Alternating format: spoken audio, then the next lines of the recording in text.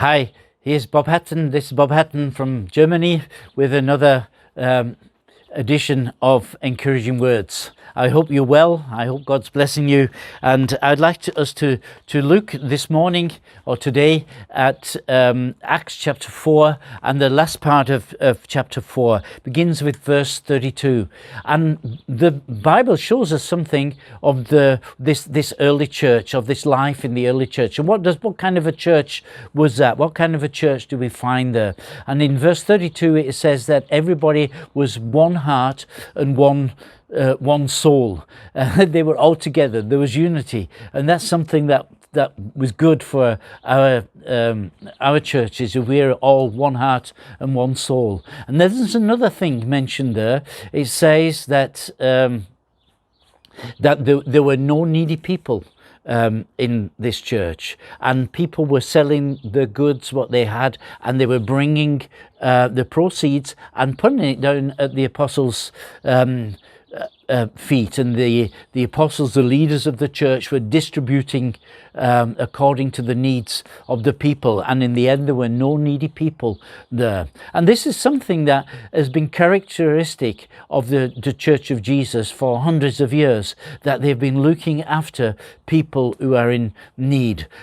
We've looked at some of these things in the past weeks. I mentioned in one of the Encouraging Words editions about a man called George Muller, a German who lived in Bristol in England, and he looked after many orphans.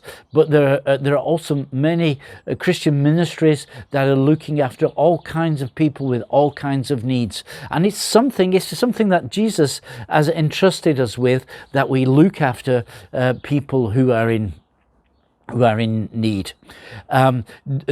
James, who was a brother of Jesus, he says in his letter that he wrote, he says that a true religious service or true religion is that we look after the widows and the orphans. And in that letter he also says, if you see your brother hungry and maybe cold, or maybe he needs clothing, then what use is it if you just say God bless you? You know, what use are words?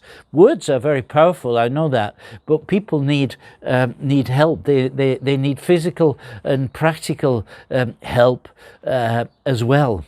And of course, rich people. It's good if you're rich, and you're rich if you have more than you actually need for yourself. And Paul writes to Timothy, and he says, hey Timothy, tell the rich people in your church that they're not to trust in riches. Don't put your hope in riches, but put your hope in God, and make sure that people in need have enough. We have a story in one of the Gospels, in Luke's Gospel. Jesus tells it, and it's about a rich man, and in front of the rich man's house there's a beggar who's sick. He has sores all over his bodies. The dogs come and they lick his sores, and that's the only comfort that he has. And he sits in front of the rich man's house, and the rich man must have seen him, because later we find out he knows his name, but he never did anything about this condition of the man. Now, I'm involved in a ministry that serves needy people in foreign countries, needy people in Asia and in Africa, and we are feeding people who are hungry. We are supporting orphan children, supporting children's homes and schools. We're helping people to build water supply and many other things that are needy. But I keep having to ask myself, what about the poor people who are sitting here in front of my gate? What am I doing?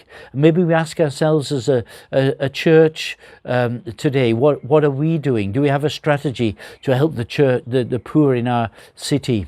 Now, I have a friend who lives in Eastern Europe, and he felt that God laid it upon his heart to serve the poor in his city. There was a lot of poor people in his city, a lot of homeless people, a lot of hungry people, and he felt that God said to him, you are to help these people. And he thought, how could I help them? I'm not a rich person. I don't have a lot of money. And he said that God showed him that he got so much furniture in his house, and he could sell some of the furniture and invest that money in helping poor people. And that's what he did. He sold furniture, and then he used the proceeds to hire a canteen and started to invite people, homeless people, to come to the canteen for a warm meal. And whilst they were eating, he would sing. He was a good musician. He would play his instrument, and he would sing to them, and he would give them testimonies and tell them about what God had done in his life.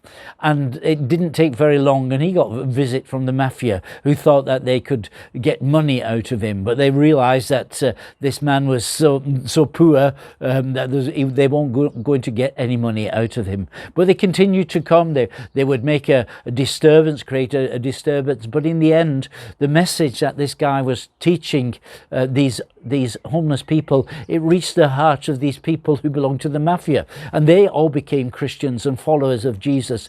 And these mafia people, these criminals, together with the homeless people, they started to minister to other poor people in the city, and a church was planted with lots of these people. It's a church of a few hundred people now, who are continuing to reach needy people in the city, and they have lots of experiences what they make with God and also with these people. Now, perhaps in our cities we don't have very many of these very, very needy people, but let's just keep our eyes open, and maybe we find people who are in need, who need our help. Let's go and help these people, and so that there are no needy people around, as we read about this church in Jerusalem at the beginning. So I hope you have a good day. God bless you, and I'll see you tomorrow. Bob Hatton.